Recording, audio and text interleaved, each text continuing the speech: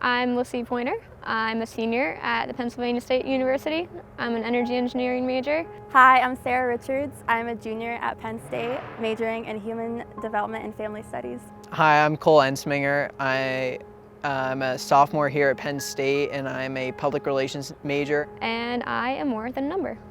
I am definitely more than a number. And I am more than a number.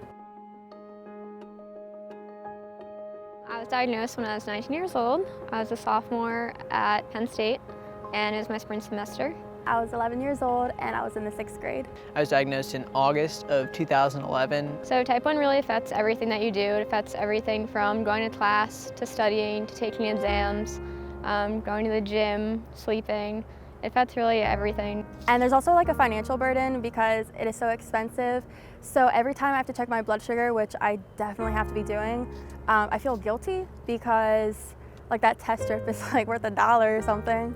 And it's just crazy. I played soccer in high school, so it was during two-a-days and I just felt awful. I was slow and slower than I thought I should be. With type 1, there's a lot of stigmas of being overweight, of being obese, of eating too much sugar. That's what I believed even when I was diagnosed. People don't believe that you can eat that brownie, you can eat that cookie. I don't mind if people have questions about it as long as they're genuine. I really don't appreciate the jokes. I think if you don't have it, don't do that because you don't know what we're going through. The hardest thing is to just eat meals at a specific time of day and try and resist eating anything until your next meal. When I was first diagnosed, my friend came up to me at a party. She's like, I heard you have diabetes, but you don't look like you're diabetic. And people just think that diabetes has this one, picture perfect person of what diabetes looks like, and there's no which way it looks like at all. So whenever there's like chocolate around or sweets, or you're at a picnic and there's all these desserts, they're like, oh, I'm gonna get diabetes. Like, look at this diabetes. Okay, and I'm not laughing. Like, one person is awkwardly laughing. That's not even funny. It's so uncalled for. I think that the worst thing that you can say to a diabetic is eat healthy. Eat healthier, because it's so hard to eat healthy all the time no matter who you are. And just because you're diabetic doesn't mean you have to eat healthy all the time. The worst thing that you can say to a diabetic is that you shouldn't be eating that, or why are you eating that?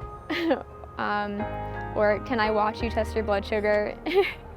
It makes people pretty uncomfortable, and it just makes it look like all eyes are on you just for living with something that you have every day. When my sugar's 40, and then I test it and it's 30, how much lower can it get? You only have so many points or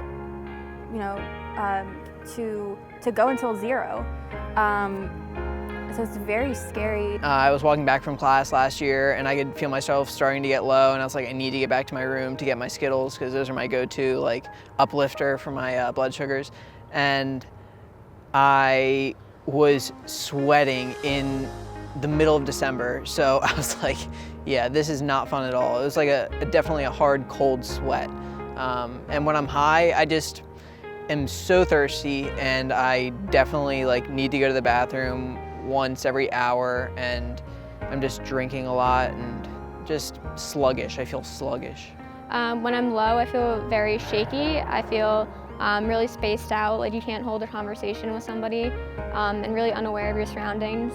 When your blood sugar is high, you feel kind of the opposite. You feel really drowsy and tired.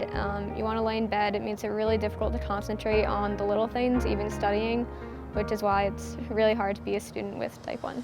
Type 1 diabetes is when your pancreas stops producing insulin, which breaks down the sugars in your body. Type 2 diabetes is insulin resistance, so the body still makes insulin, but it just doesn't know how to use it.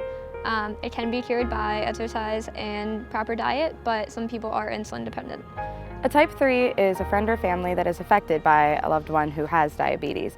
And it doesn't just affect the person, but it also affects everyone in their life. My Aunt Laurel, who I call Aunt Pippi, was a type 2 diabetic, and she actually passed away from diabetes 3 years ago. The College Diabetes Network is a national nonprofit organization committed to watching students thrive with diabetes. It's who we are.